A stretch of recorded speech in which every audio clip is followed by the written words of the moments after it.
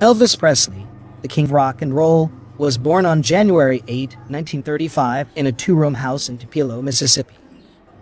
His twin brother, Jesse Garon Presley, was stillborn, leaving Elvis to grow up as an only child.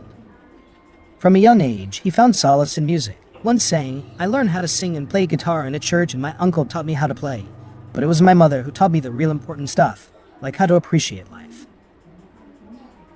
His family was poor, and they moved frequently throughout his childhood, but Elvis found stability in the Assembly of God Church. He took part in many gospel sings and was heavily influenced by both the spiritual music and the rhythm and blues he heard on the streets of his hometown. When asked about the unique blend of music in his style, Elvis said, "I don't know anything about music. In my line, you don't have to." When Elvis was 13, the Presley family moved to Memphis, Tennessee, in search of a better life. Working various jobs to help support his family, he found refuge in his music. Elvis once said, "I'm not trying to be sexy. It's just my way of expressing myself when I move around."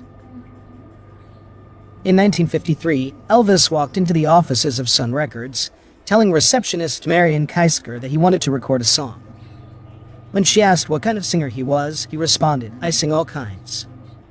He paid $4 and to record 2 songs as a gift for his mother. This caught the attention of producer Sam Phillips, and a year later, Elvis released his first single, "That's All Right." The rise to fame was meteoric, as was the whirlwind of controversy that accompanied his performance style. Elvis swiveled his hips in a way that was deemed too sexual by some, but his fans loved it. Defending his moves, he said, "Rock and roll music. If you like it, if you feel it, you can't help but move to it. That's what happens to me, I can't help it." In 1958, at the peak of his career, Elvis was drafted into the U.S. Army. He served in Germany, where he met 14-year-old Priscilla Beaulieu, whom he would later marry. About his time in the service, Elvis reflected, "The Army teaches boys to think like men." Upon his return to the United States in 1960, Elvis' popularity had not waned. Throughout the 1960s, he starred in a series of movies that capitalized on his good looks and charisma. However, by the end of the decade, Elvis longed to return to live performing, saying, "I missed the closeness of a live audience. So just as soon as I got out of the movie contracts, I started to do live performances again." In 1968, he made a triumphant return to the stage with a televised comeback special, known as the '68 Comeback Special, reigniting his career and ushering in a period known as the Vegas years. During this time, Elvis became known for his jumpsuits and his powerful performances. He once said, "Ambition is a dream with a V8 engine."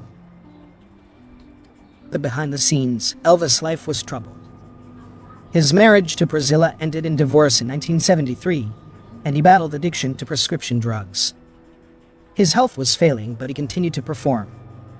His dedication to his art was best summed up in his own words, "I've come too far, and I don't know how to back up."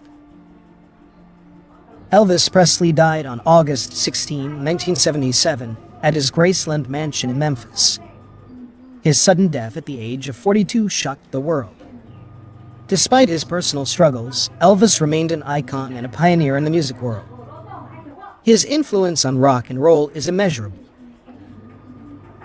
In one of his interviews, Elvis once said, "The image is one thing, and the human being is another. It's very hard to live up to an image." And indeed, Elvis Presley, the image, the icon, the king, remains one of the most significant figures in music history. He continues to inspire artists and captivate fans with his unique blend of gospel, blues, and rock and roll. In his own words, "I'm not trying to be different. To me, I'm just being myself."